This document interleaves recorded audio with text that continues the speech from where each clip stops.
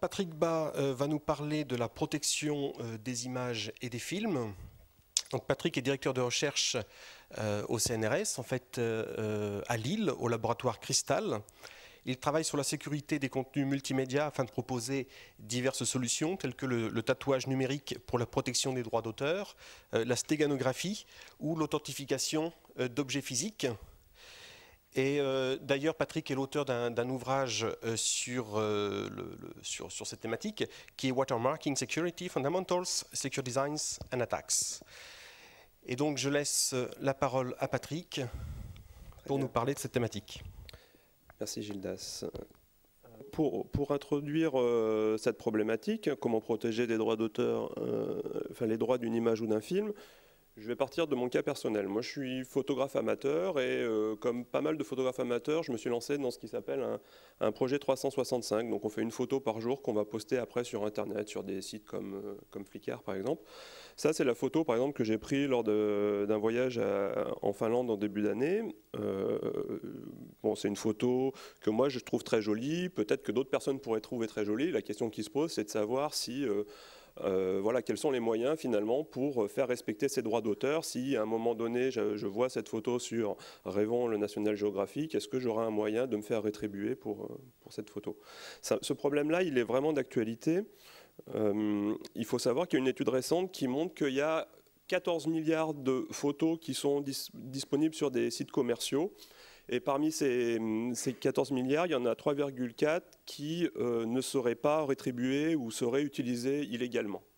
Donc au moins 3,4 milliards. Donc vous voyez que c'est un problème majeur. Comment protéger les droits d'une image ou d'un film? Alors je vais dans ce transparent vous présenter rapidement quelles sont en fait les solutions pour pouvoir se protéger. La première, effectivement, lorsqu'on est photographe professionnel, ça va être d'aller déposer, donc de se faire représenter par une société qui va, vers qui vous allez pouvoir déposer en fait vos photos ou vos films. Et vous connaissez tous, lorsqu'on fait de la musique, par exemple, on va déposer ça à la SACEM. Il y a d'autres sociétés, par exemple, la SACD, c'est pour les œuvres vidéo ou théâtre, ou théâtrales. Et puis en photo, il y a la DAGP ou la SAIF. On va vouloir aller contacter donc, ce qu'on appelle une tierce partie de confiance. Il y a aussi des entreprises donc, qui fonctionnent aussi là-dessus. Il faut savoir que lorsqu'on veut contacter une société ou une entreprise, bien sûr, il faut vouloir adhérer et donc, moyennant finance, on va pouvoir présenter ses dépôts. Une entreprise, mapreuve.com, est un exemple d'entreprise française qui joue ce rôle de tierce partie de confiance. Une fois qu'on a déposé notre document, malheureusement, ces sociétés n'offrent pas de moyens de pouvoir tracer, de savoir où a été diffusé ce document, qui l'utilise, etc. Donc c'est quand même, enfin, le dépôt, c'est pas tout.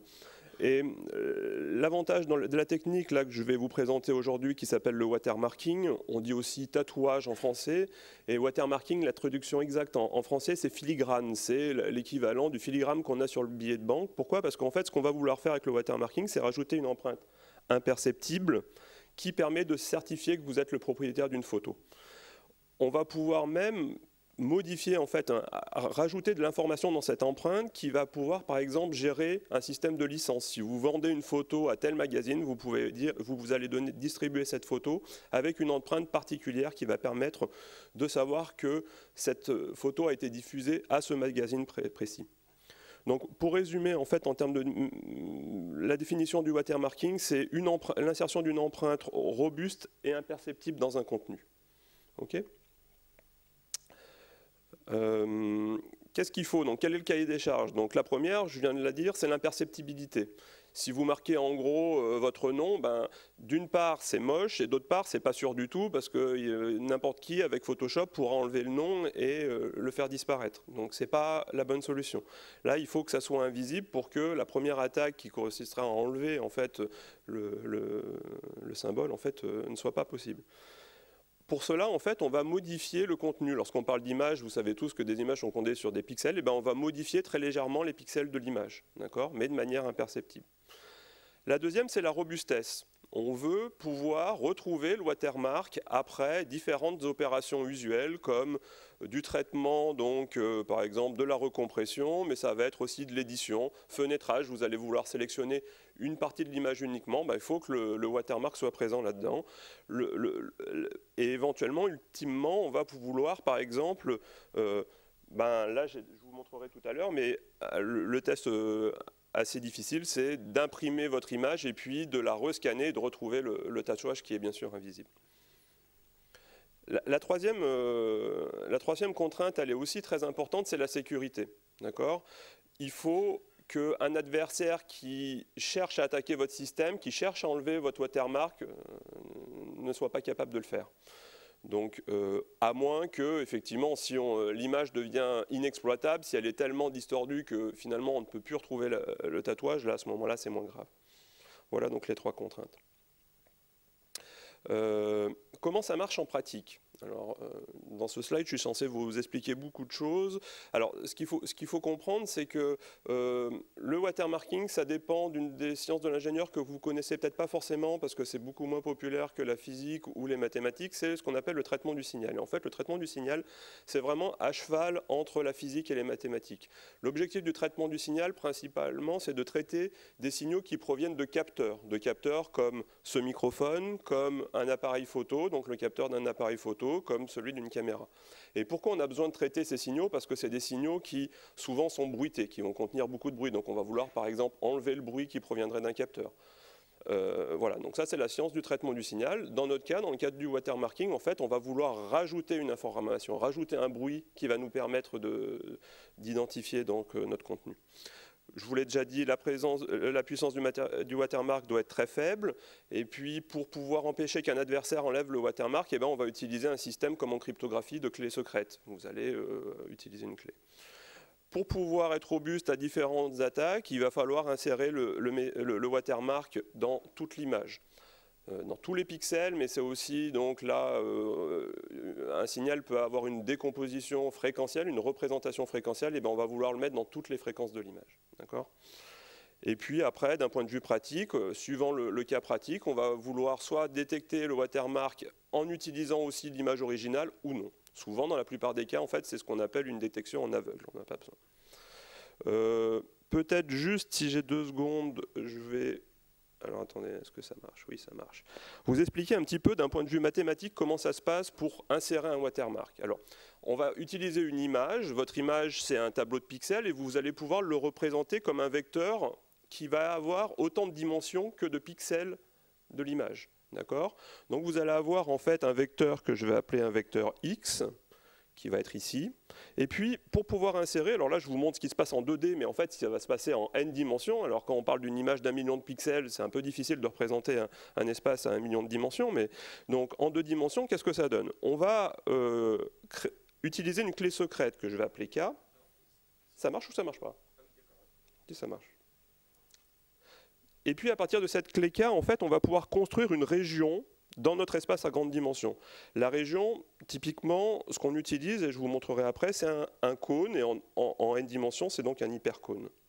Et puis, pour pouvoir insérer notre watermark, ce qu'on va faire, c'est qu'on va en fait venir déplacer ce contenu X pour aller donc...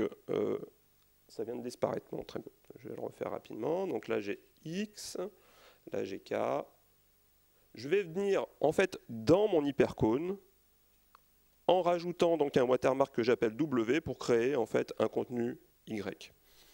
C'est pas très compliqué. Ce qu'il faut comprendre, c'est qu'on va venir ajouter un signal en fait sur notre signal de base qui est l'image. Ce signal va avoir une puissance très faible et à partir de là, on va pouvoir aller dans une région de notre grand espace qui est une région secrète puisque dépendant de cette clé secrète. Alors là, je viens d'écrire sur l'autre slide, très bien. Voilà. Attendez, je reviens. Bon, c'est pas grave, on va laisser le petit dessin.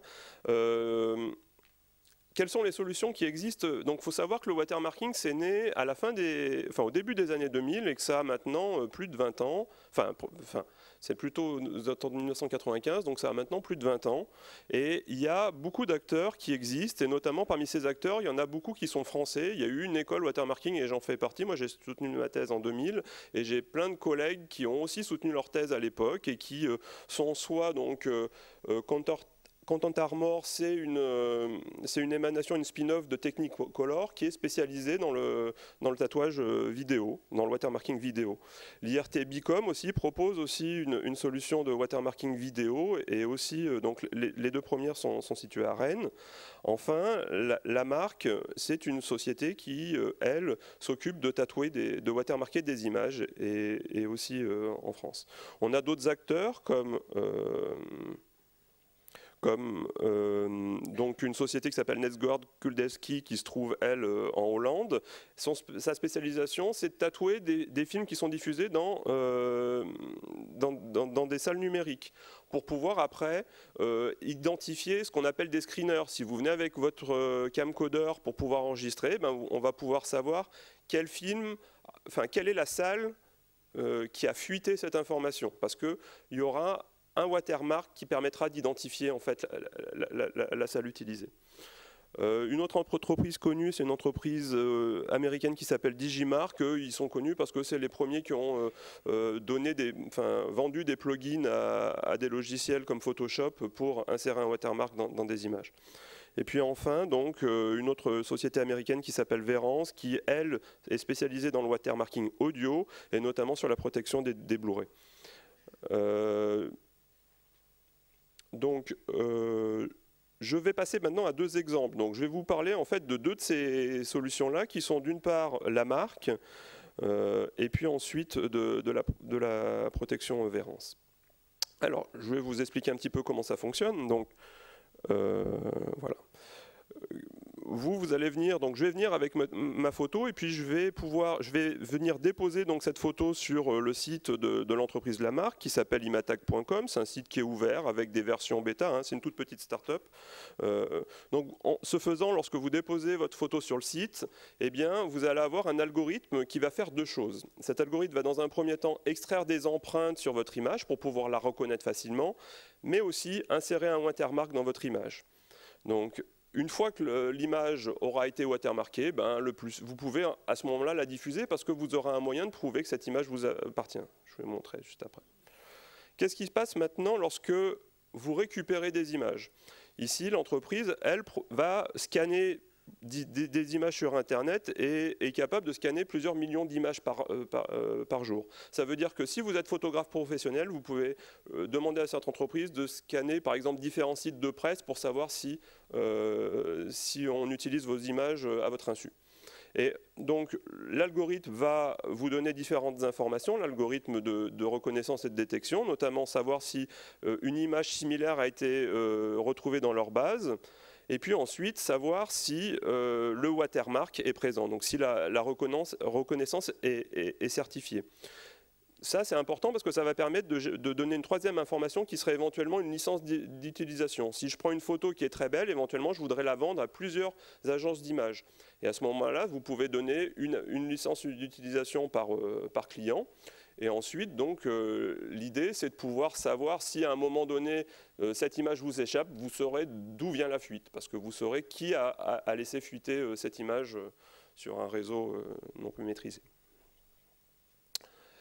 Alors, c'est le temps de la démo, donc je vous montre un petit peu comment ça fonctionne. Là, je me connecte sur le site là, de Imatag. Alors sur ce site, vous voyez que, donc, bon, je vous invite à aller visiter. On montre par exemple les derniers crédits photos trouvés sur Internet. Alors si on zoome un petit peu ici, c'est intéressant. Alors, j'ai contacté mes collègues qui gèrent le site. En fait, on a un tout petit peu triché.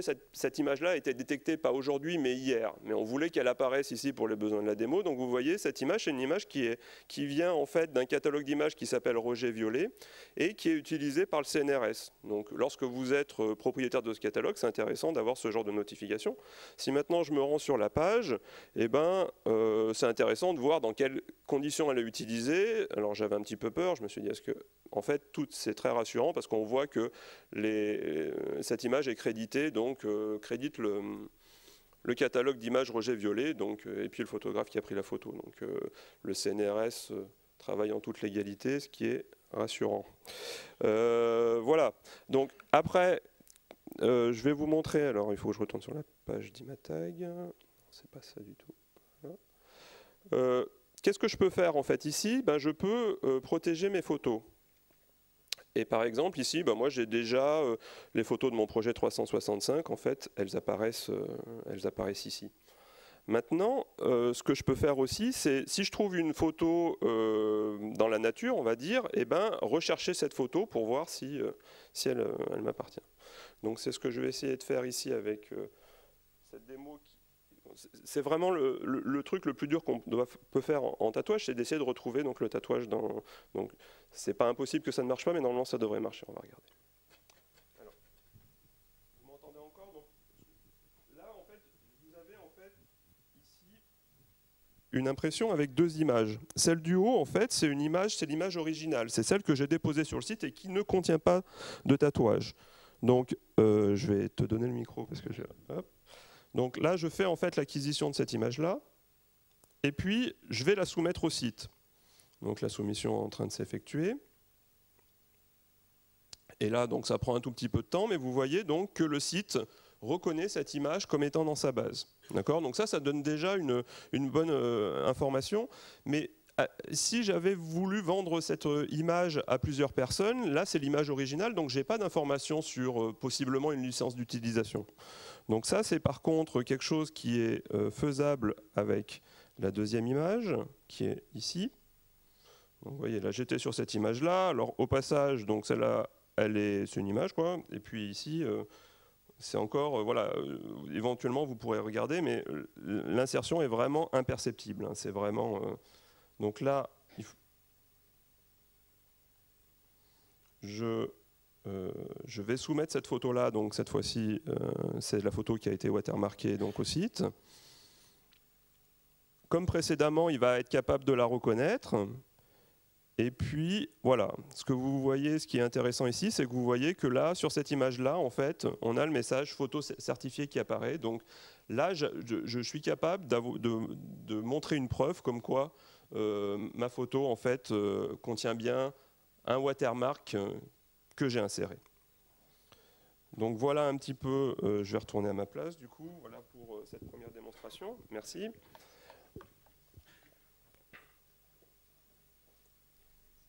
Donc ça, c'était pour la partie image. Sur la partie vidéo, je vais vous parler de ce cas-là, qui est un cas très très intéressant parce que c'est le déploiement du watermarking pour la protection des Blu-ray.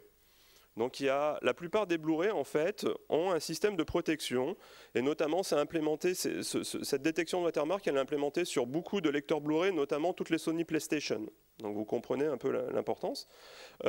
Lorsque vous avez un Blu-ray, pour pouvoir le lire en fait, votre lecteur Blu-ray, typiquement une Sony PlayStation, pourra le lire à deux conditions. Il faudra que le fichier soit crypté, et c'est le cas de tous les Blu-ray du commerce, mais il faudra aussi qu'on puisse détecter la présence d'un watermark sur la piste audio. Donc ça, c'est le système proposé par la société Verint. Maintenant, si vous voulez ripper votre Blu-ray, eh bien, pour pouvoir le copier et puis le diffuser, vous allez pouvoir le ripper. Malheureusement, la protection crypto des Blu-ray, ça a été solide pendant une année ou deux, et puis après il y a des gens, comme ça a été le cas déjà avant avec les DVD, qui ont trouvé la clé secrète et qui ont diffusé ces clés secrètes pour pouvoir déripper les Blu-ray. Donc là en fait, quelqu'un qui va vouloir diffuser ce contenu va devoir donc le décrypter et puis va le proposer dans un format classique de vidéo tel que MKV. Et à ce moment-là, si vous voulez le lire toujours en HD sur un lecteur vidéo tel que votre Sony PlayStation, eh bien vous serez dans l'impossibilité de le faire. Pourquoi? Parce que en fait, votre lecteur va voir qu'il aura affaire à un contenu, une vidéo qui est décryptée, mais qui contient un watermark. Et donc cette incohérence-là va empêcher en fait la lecture du Blu-ray. En pratique, qu'est-ce que ça veut dire? Je vais vous montrer ici. Donc là, on a une petite vidéo de gens en fait qui... ça marche? Oui, ça marche. Donc ils vont essayer de regarder un film. Donc vous avez le film qui commence à jouer. Et puis d'un seul coup ça s'arrête, le son s'éteint, le film s'arrête et vous avez un message. Alors là on ne voit pas très bien, mais en fait ce message dit que le contenu est protégé par la technologie Synavia, que vous êtes en train d'enfreindre la loi et que vous ne pouvez pas le lire. Donc ce système de protection-là, il est assez intéressant. Il est intéressant à plus d'un titre parce que je vous ai parlé de sécurité. En fait, ce qui était intéressant pour moi en tant qu'académique, c'était de voir un petit peu quel était l'accueil de ce genre de... Il y a beaucoup de gens qui ont des Sony PlayStation, c'est beaucoup des gens qui sont potentiellement des adolescents qui vont essayer éventuellement de vouloir contourner ce problème-là. Alors qu'est-ce qui s'est passé en pratique ? Il y a eu 2 étapes. La première, ça a été effectivement sur les forums, et les forums de, je ne sais pas si on peut appeler ça des hackers, mais un forum de célèbre qui s'appelle Doom9 sur justement qui explique comment copier des DVD ou des Blu-ray. Et ben on a vu ce forum avec, je ne sais pas si vous voyez bien, mais il y a, est-ce qu'on, zut, attendez, j'ai un problème, j'aurais pas dû. Alors on va reprendre. Il y a sur ce post sur aidez-moi à contourner ce système, il y a eu plus de 700 000 vues et 2000 réponses au post d'origine. Donc on s'aperçoit qu'effectivement ça a eu beaucoup d'intention. Ce qui est intéressant aussi, c'est que pour pouvoir contourner ces méthodes-là, on n'est pas sur des contournements classiques d'informatique. Il faut avoir ses connaissances en traitement du signal pour pouvoir estimer la clé secrète qui est noyée dans les vidéos et ensuite l'enlever. Donc ça a mis pas mal de temps et au final, en fait, il a fallu quand même attendre 2014 pour qu'il y ait une première solution qui a été tout de suite commercialisée par cette boîte qui s'appelle DVD Ranger pour proposer un moyen d'enlever la clé secrète. Donc vous voyez que il y a eu un adversaire qui s'est mis en place, mais ça a pris un peu de temps. Et maintenant, je sais pas, je pense que cette solution-là est encore malheureusement pertinente. Voilà, donc rapidement, je vais faire une toute petite parenthèse sur ce qu'on fait nous dans les laboratoires de recherche lorsqu'on parle de sécurité et de watermarking. Alors, je vais aller très rapidement sur ce transparent-là. Vous avez entendu parler de Alice, Bob. Alors, je ne sais pas si vous l'aviez appelé Oscar hier, mais donc Alice va vouloir transmettre son contenu tatoué qui est appelé S ici à Bob, et Bob va vouloir décoder le watermark ou l'information, le message inséré dans ce watermark avec une clé secrète. Et puis vous avez Oscar au milieu qui va essayer de faire des choses. Typiquement, ça vous savez ça déjà, la sécurité c'est la présence d'un adversaire.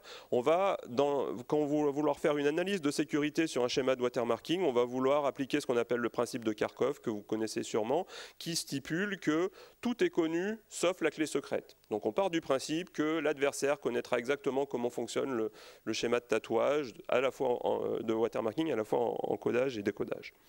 Et ensuite, on va se fixer des scénarios de sécurité dans lesquels on va spécifier quel type de matériel va avoir l'adversaire.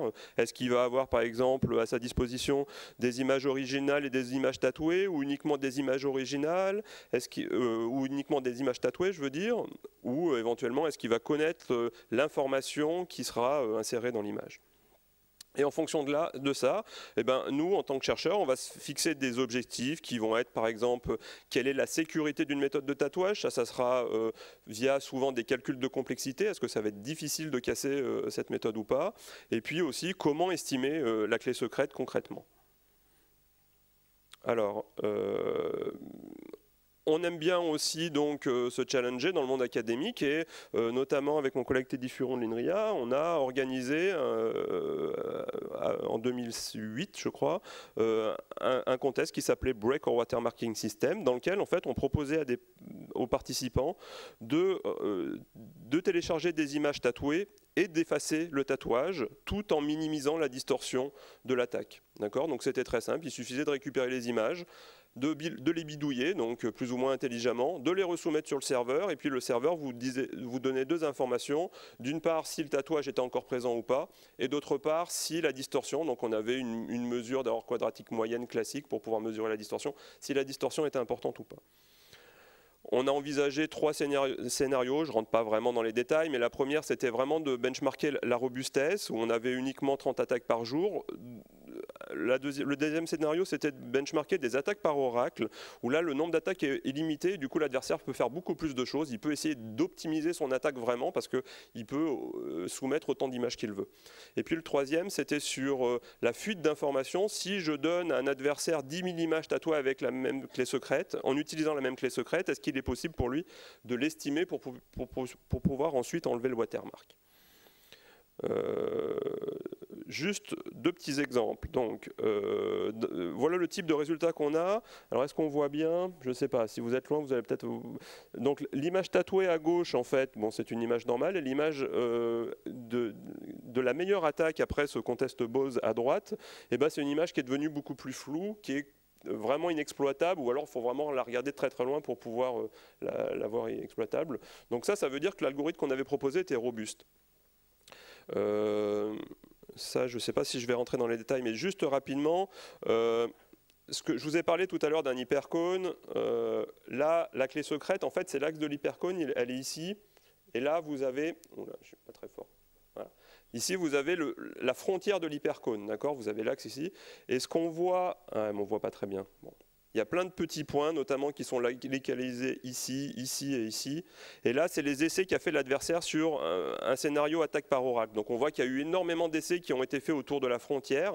On avait créé des petits pièges avec notre cône, il était sculpté avec des trous pour que l'algorithme d'optimisation en fait rentre dans les trous et puis ne puisse plus en sortir. Et on voit que les pièges ont plutôt marché parce que dans ce cas-là, en fait, on a eu l'équipe autrichienne en fait a dû faire plus de 300 000 essais pour pouvoir mener une attaque à bien. Donc 300 000 essais, si vous avez une attaque qui prend quelques secondes, ça commence déjà à faire beaucoup de temps. Les conclusions de Bose 2, je vais aller très rapidement. On a réussi quand même à montrer que l'algorithme était très robuste, qu'il était assez sûr face à des attaques par oracle. Et puis par contre, sur le dernier scénario, l'estimation de clés secrètes, on a vu qu'il y avait encore des problèmes. Par contre, ça nous a permis, ce contexte, de créer des patchs pour pouvoir sécuriser notre méthode de tatouage. Bon, alors là, je dois dépasser en termes de temps. Ça, c'est mes activités rapidement, mais Gildas en a parlé. Je travaille à la fois sur des mesures de sécurité, le développement de schémas qui soient sûrs, et puis aussi le développement d'attaques. Si on veut être fort en sécurité, il faut savoir faire les deux. Il n'y a pas d'autre solution. Donc, voilà. Donc, pour conclure, le watermarking, bon, j'espère vous avoir convaincu que c'est un domaine qui est mûr, qui offre beaucoup de solutions pratiques, qui permet de protéger la diffusion des contenus. C'est un domaine qui existe depuis plus de 20 ans. Ça permet donc de fournir une preuve transparente qui permet de tracer des contenus. Et par contre, c'est un domaine bien évidemment qui est lié à la sécurité. L'adversaire est présent, donc il faut faire attention aux attaques, mais les solutions sont de plus en plus sûres. D'un point de vue académique, c'est très intéressant de travailler dans ce domaine-là parce que on s'amuse à casser et puis à reconstruire. Et puis voilà, on ne s'ennuie jamais parce qu'il y a toujours quelque chose à faire. Si on n'a plus d'idées pour faire des attaques, on va essayer de renforcer la sécurité du système de tatouage ou réciproquement. Voilà, je vous remercie de votre attention. Si vous avez des questions.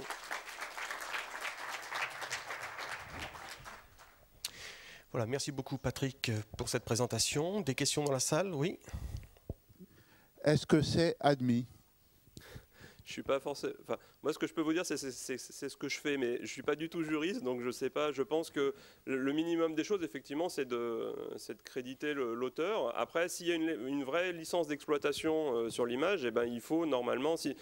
Moi, en général, quand j'utilise des images, soit c'est mes images, comme ce qui était le cas là, soit j'essaye d'utiliser des images de type licence Creative Commons avec la licence qui m'autorise justement à diffuser cette image, etc. Donc, il faut faire attention quand même au type de licence qui est utilisée pour une image.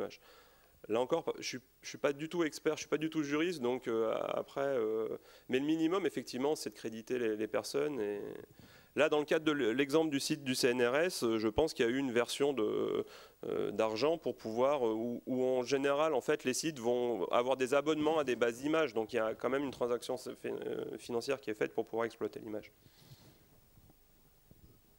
Oui, bonjour, Jean-Philippe Bichard, je suis journaliste pour Cyber-Risque News. Merci pour votre présentation. Je veux juste savoir si vous avez détecté, je crois qu'on appelle ça de la stéganographie, mais je parle sous votre contrôle, des tentatives d'incursion de malware, donc de code malveillant à l'intérieur d'images, et comment vous travaillez sur ces travaux, quoi. Alors, moi, effectivement, je suis spécialiste dans ce qu'on appelle en anglais le data hiding, l'insertion de données cachées. La stéganographie, pour ceux qui ne connaissent pas, c'est l'insertion d'informations cachées, mais ce n'est pas du tout pour faire de la protection des droits d'auteur, c'est pour transmettre des informations sensibles. Et là, ne serait-ce qu'hier, il y a encore eu, en fait, effectivement, un mode de transmission, je crois que c'est un botnet qui cachait des informations dans des images sur des sites web pour pouvoir communiquer de manière indétectable. D'accord ? Donc on n'est pas du tout dans une application de protection de droits d'auteur. Du coup, je ne me souviens plus de votre question, mais... Est-ce qu'il y a des malwares qui peuvent être dissimulés ? Oui, donc la réponse est oui. Et là, donc c'est un domaine aussi passionnant, la stéganographie, parce que si on se place du côté de l'adversaire, on va chercher à détecter la présence de messages cachés. C'est ce qu'on appelle la stéganalyse, où on va observer des images et on va essayer de savoir si une image contient un message caché ou pas. Voilà, ça ne répond pas du tout à la question de ce talk-là. Ce n'est pas du tout pour faire de la protection de droits d'auteur, c'est plutôt dans des contextes de sécurité, de transmission d'informations sensibles. D'autres questions dans la salle ?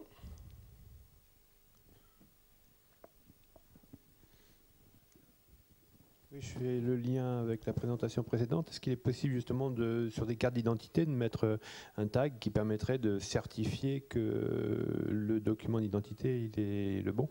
Oui, alors tout à fait. On peut utiliser en fait le watermarking pour faire de l'authentification, voire même faire du contrôle d'intégrité.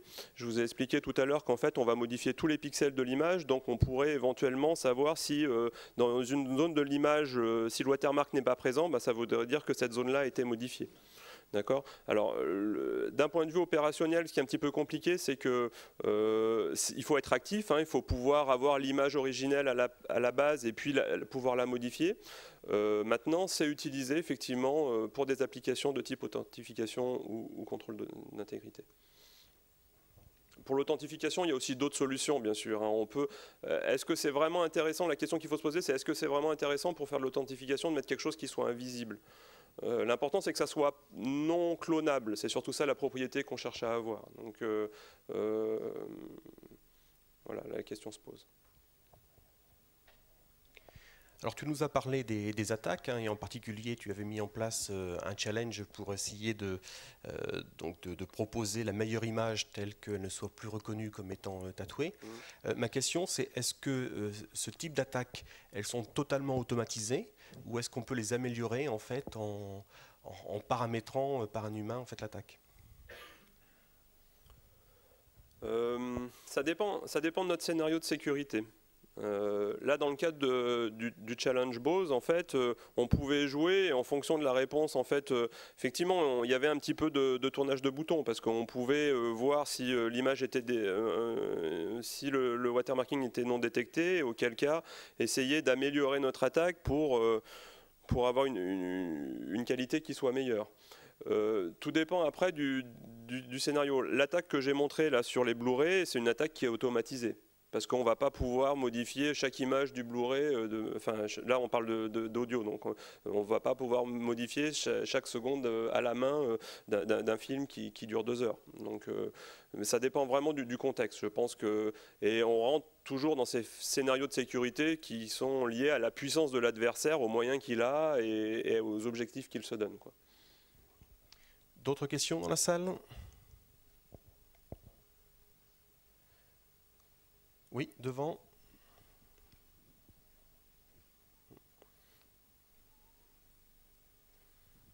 Oui, bonjour, Gilbert Kallenborn, 01net.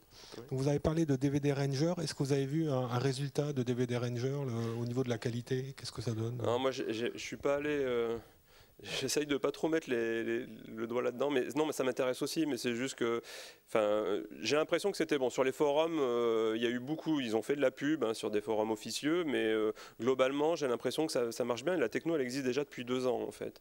Si j'ai bien compris comment ça marchait, en fait, on propose pour chaque film, en fait, une empreinte, donc un watermark propre pour pouvoir enlever. C'est pas quelque chose qui est générique. Il faut que la compagnie, en fait, l'entreprise estime au préalable la clé secrète pour pouvoir ensuite l'enlever.